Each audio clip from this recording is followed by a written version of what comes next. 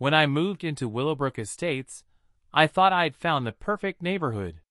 Manicured lawns, quiet streets, and a sense of order that reminded me of the tech campuses I'd spent years designing automated systems for. What I didn't expect was Karen Pemberton, our HOA president, who treated every blade of grass like it was personally under her jurisdiction. Karen was the kind of person who measured her neighbor's mailbox heights with a ruler and kept a spreadsheet of infractions color-coded by severity. She had perfectly styled blonde hair that never moved in the wind, a collection of pastel cardigans that seemed to multiply weekly, and the uncanny ability to appear at your front door within minutes of any perceived violation. Her husband worked some middle management job in insurance, but Karen's real career was being the self-appointed guardian of neighborhood perfection. My first encounter with Karen happened 3 days after I moved in. I was installing a smart doorbell. Nothing fancy, just a standard video doorbell that thousands of homeowners use for security. I'd barely finished connecting the wires when I heard the click of high heels on my driveway. "Oh, I see you've added some sort of electronic device to your front door," she said, clipboard already in hand. "I'm Karen Pemberton, HOA president, and I'm afraid that's going to need approval from the Architectural Review Committee." I explained that it was just a doorbell, completely standard and within the acceptable color palette outlined in our HOA guidelines. Karen's smile grew tighter. "Well, we'll see about that. The committee meets next Thursday. Until then, I'm going to have to ask you to remove it." That should have been my first warning about what I was dealing with. But I was still optimistic about reasonable discourse and community cooperation. I attended the Thursday meeting, brought photos showing similar doorbells throughout the neighborhood, and even prepared a presentation about home security benefits. The committee, which consisted of Karen and 2 neighbors who seemed terrified to disagree with her, denied my application. Their reasoning? The device was too technological for the neighborhood's traditional aesthetic. I removed the doorbell and installed a classic brass one instead. Problem solved, I thought. But Karen was just getting started. 2 weeks later, I found another violation notice tucked under my windshield wiper. This time, it was about my outdoor lighting. I had installed low-voltage LED pathway lights along my walkway, the kind that barely cast enough light to see your keys at night. Karen claimed they were excessively bright and disrupted the neighborhood's nighttime ambience. I measured the lumens. I compared them to street lamps. I even borrowed a professional light meter from a colleague who worked in architectural lighting design. Every measurement proved my lights were well within normal ranges and actually dimmer than several other properties in the neighborhood. When I presented this data to Karen, she simply smiled and said, "The committee has made its decision. Please comply within 72 hours." The pattern continued for months. Karen found fault with my mailbox placement, even though I had used the same landscaper who installed every other mailbox on the street. She complained about my garden sprinklers, claiming the spray pattern was inefficient and wasted water. She measured the height of my grass and declared it was 3/4 of an inch too long, despite the fact that my lawn service used the same settings for the entire neighborhood. Each time, I tried reasoning with her. I provided documentation, measurements, and comparisons to identical situations that she'd approved for other residents. And each time, Karen would deliver the same practiced smile and refer me back to committee decisions that seemed to exist solely to contradict whatever I was trying to do. The breaking point came when I installed a new garage door. The old one had been damaged in a storm, and my insurance required me to replace it within 30 days. I chose a door that matched my house's existing color scheme perfectly, installed by the same company that had done 4 other garage doors on my street just that year. I even checked the HOA guidelines 3 times to make sure I was in compliance with every specification. Karen appeared at my door the morning after installation, violation notice already filled out. "This garage door is completely inappropriate for our neighborhood standards," she announced. "The panel design doesn't match the architectural cohesion we've worked so hard to maintain." I stared at the door, then at the identical door 3 houses down, then back at Karen. "That garage door is exactly the same as the one at 247 Maple Street," I pointed out. "That was a special circumstance," Karen replied without missing a beat. "The committee reviews each application individually based on the specific context of the property." "What's the specific context that makes my door different from theirs?" Karen's smile became razor-thin. "I don't appreciate your confrontational tone. The committee has made its decision, and I expect compliance within 1 week, or we'll be forced to pursue legal action through the H.O.A. enforcement procedures." That night, I sat in my home office looking out at my perfectly reasonable garage door, and something clicked. For months, I'd been trying to win Karen's game by her rules, but her rules weren't really rules at all. They were just whatever Karen decided they should be in the moment, designed to give her maximum control and minimum accountability. I was a systems architect by trade. I'd spent 15 years designing automated processes for Fortune 500 companies, creating elegant solutions that used existing frameworks to solve complex problems. I'd also been fortunate enough to make some very good investments early in my career, which meant I had resources that Karen probably didn't know about. It was time to stop playing defense and start thinking like an engineer. I began by thoroughly reading every single page of our H.O.A. documents. Not just the basic guidelines that most homeowners glance through, but the original charter, the bylaws, every amendment, every procedural requirement, and every clause about governance and decision-making. What I found was fascinating. Our H.O.A. had been established in 1987 with some very specific language about property rights, committee procedures, and conflict resolution. Most importantly, there were detailed requirements about how violations had to be documented, how committee decisions had to be made, and what constituted proper notice and due process. Karen, it turned out, had been cutting quite a few corners in her enforcement enthusiasms. I also discovered something interesting about our neighborhood's legal structure. Willowbrook Estates was built on land that had originally been a single large property, subdivided by the original developer. But the way the subdivision had been planned left some unusual property boundaries and easement arrangements. Most relevant to my situation, there was a small triangular piece of land, barely 1/8 of an acre, that sat at the entrance to our neighborhood right next to the main road. This little triangle had been deeded separately from the residential lots and was currently owned by the original development company, which had been dissolved years ago. The property had been sitting in legal limbo ever since, generating no income and requiring no maintenance, just a forgotten footnote in the county records. I made some phone calls to old colleagues who worked in real estate development. Within 2 weeks, I had tracked down the holding company that had inherited this small plot, and within a month, I owned it. The purchase price was almost laughably small, since the land was too small and oddly shaped to build anything significant on it. But building wasn't what I had in mind. While I was working on that acquisition, I also began documenting every single one of Karen's violations of proper H.O.A. procedure. I requested copies of all committee meeting minutes from the past 2 years. I cross-referenced violation notices with the procedural requirements outlined in our bylaws. I discovered that Karen had been issuing violation notices without proper committee votes, making decisions without the required notice periods, and ignoring the appeals process entirely. Most importantly, I found that Karen had been selectively enforcing rules.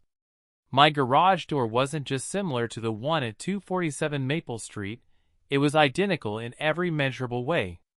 But Karen had also approved 3 other garage doors over the past year that were far more different from neighborhood standards than mine was. I compiled everything into a comprehensive report, complete with photos, measurements, and documented procedural violations. Then I submitted a formal complaint against Karen herself, following every single procedural requirement outlined in the H.O.A. bylaws. The complaint requested that Karen be removed from her position as H.O.A. president due to consistent violations of her fiduciary duties, failure to follow established procedures, and discriminatory enforcement of neighborhood standards. I also included a detailed analysis of how her arbitrary decision-making was potentially exposing the H.O.A. to legal liability. I submitted copies to every member of the H.O.A. board, the management company that handled our financial records, and as required by our bylaws, posted a notice on the community bulletin board announcing that the complaint would be addressed at the next monthly meeting. Karen's response was exactly what I expected. She called me at 7 in the morning the day after I submitted the complaint.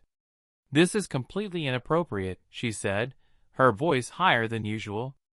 "You can't just attack H.O.A. leadership because you don't like following the rules." "I'm not attacking anyone," I replied calmly. "I'm following the exact procedural requirements outlined in Section 12 of our H.O.A. bylaws.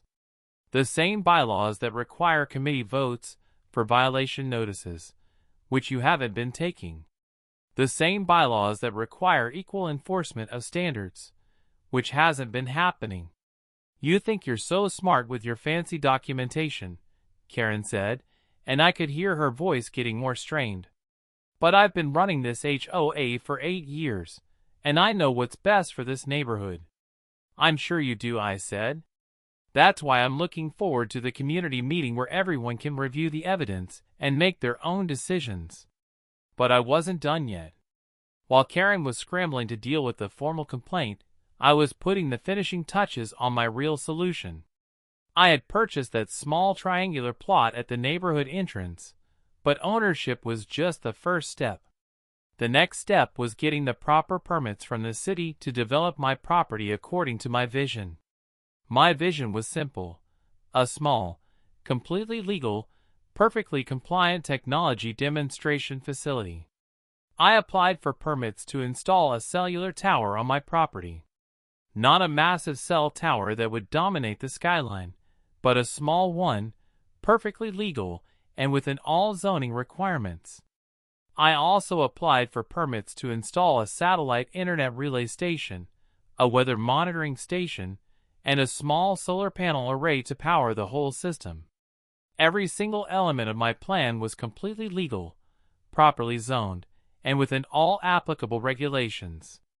The cellular tower would provide improved cell service to the entire area. The satellite relay would help provide high-speed internet to underserved rural areas just outside town. The weather station would contribute valuable data to the National Weather Service. The solar panels would make the whole operation carbon neutral. It was a beautiful, comprehensive, completely legitimate technology installation that would benefit the entire community. It was also going to be visible from every house in Willowbrook Estates, including Karen's front yard. The beauty of my plan was that none of it fell under H.O.A. jurisdiction. My little triangular plot had never been included in the H.O.A. boundaries when the neighborhood was developed. It was technically outside the community, which meant Karen had exactly zero authority over what I could do there.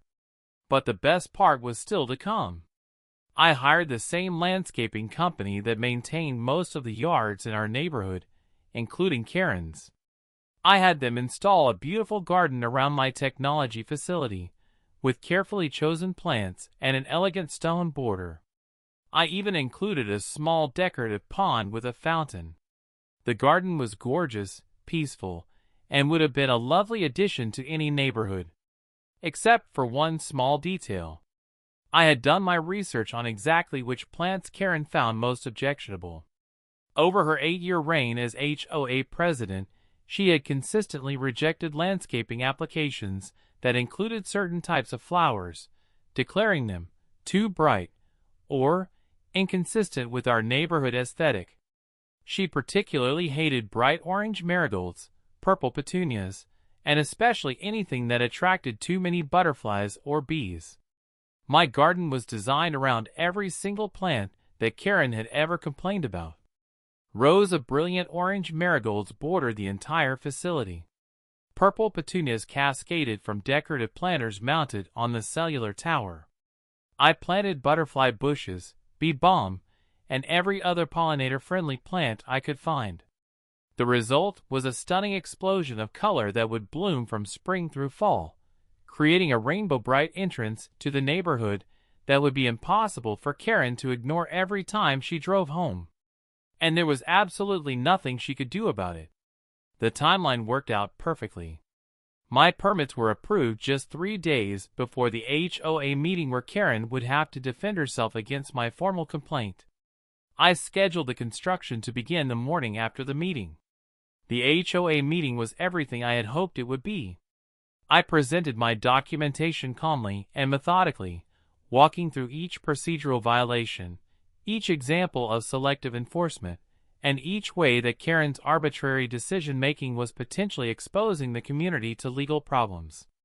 Karen tried to defend herself, but she clearly hadn't expected anyone to actually read the bylaws thoroughly enough to challenge her authority. Her responses became increasingly flustered as other homeowners began asking questions about their own interactions with the HOA enforcement process. The vote wasn't even close. Karen was removed as HOA president by a margin of 37-12. A new president would be elected at the next meeting, and in the meantime, an interim committee would review all recent violation notices to ensure they met proper procedural requirements. Karen's face was bright red when the vote was announced, but she still managed to maintain her practiced smile. As the meeting ended, she approached me with her clipboard clutched tightly against her chest. "You think you've won something here," she said, her voice barely controlled. "But I still live in this neighborhood, and I'll be watching every single thing you do. The first time you step out of line, I'll make sure the new HOA president knows exactly what kind of person you really are." "I'm sure you will," I replied. "By the way, you might want to drive slowly past the neighborhood entrance tomorrow morning. There's going to be some construction activity that might create a small traffic delay." Karen's smile faltered slightly. "What kind of construction?" "Oh, just some improvements I'm making to my property. Nothing that affects the neighborhood directly, of course." I watched the confusion cross her face, but I didn't elaborate. She'd find out soon enough. Construction began at 7 a.m. sharp the next morning. The crew I hired was efficient and professional, and by noon, they had installed the cellular tower, the satellite relay equipment, and the basic framework for the weather station. The solar panels went up in the afternoon. I was in my home office when I heard the first screech of brakes. Looking out my window, I could see Karen's white SUV stopped in the middle of the street, right at the point where the neighborhood entrance curve gave drivers their first clear view of my property. Even from several hundred yards away, I could see her leaning forward against her steering wheel, staring at my installation. Cars began backing up behind her as she sat there, apparently too shocked to remember she was blocking traffic. Finally, the driver behind her honked, and Karen pulled into her driveway with jerky, erratic movements. She was on my doorstep within 10 minutes, her face flushed and her carefully styled hair slightly disheveled. "What is that thing?" she demanded, pointing toward the entrance of the neighborhood. "That enormous tower. What are you doing?" "I'm improving cellular service for the community," I said calmly. "There's also a weather monitoring station and some other technology infrastructure. All completely legal and properly permitted. You can't just build industrial equipment at the entrance to our neighborhood." Karen's voice was getting higher and more strained. "The HOA will never allow this. Actually, the HOA doesn't have any jurisdiction over that property. It's not part of the neighborhood association." I checked very carefully. Karen's mouth opened and closed several times before she managed to speak again. "This is some kind of revenge, isn't it? You're doing this just to spite me." "I'm doing this to provide valuable services to the community," I replied. "Cell service, weather data, internet infrastructure. All very beneficial. But it's ugly. It's going to ruin our property values. You can't just put up towers and equipment wherever you want. I smiled. Actually, I can put up towers and equipment on property that I own, as long as I follow all applicable zoning laws and get proper permits. Which I did. Karen stared at me for a long moment, and I could see her trying to process the full implications of what I told her. Her property was less than 200 yards from my installation. Every time she pulled out of her driveway, every time she came home from work, every time she looked out her front windows, she'd see my cellular tower rising above the landscape. But I still wasn't done.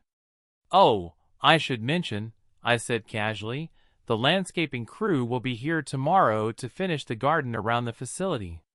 I think you'll find it quite colorful." Karen's face went through several rapid changes of expression as she tried to understand what I meant by colorful. What kind of landscaping? Just some flowers and plants to make the area more attractive.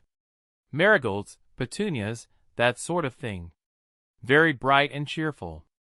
I watched as the realization slowly dawned on her. She knew exactly which flowers I was talking about, because she'd spent years rejecting them from other people's landscaping applications. "You can't," she whispered. "Actually, I can," I said gently.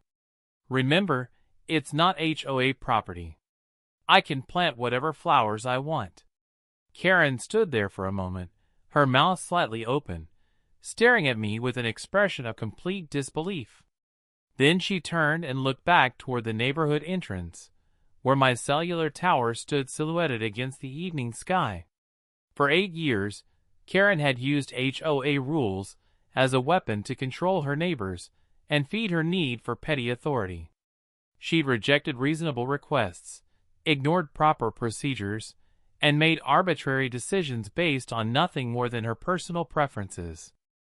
Now she was going to spend every single day for the rest of the time she lived in Willowbrook Estates looking at a constant reminder that her authority had limits, and that sometimes the people you try to control have resources and creativity you never imagined. The look on her face when she finally understood the full scope of what I'd accomplished was absolutely priceless.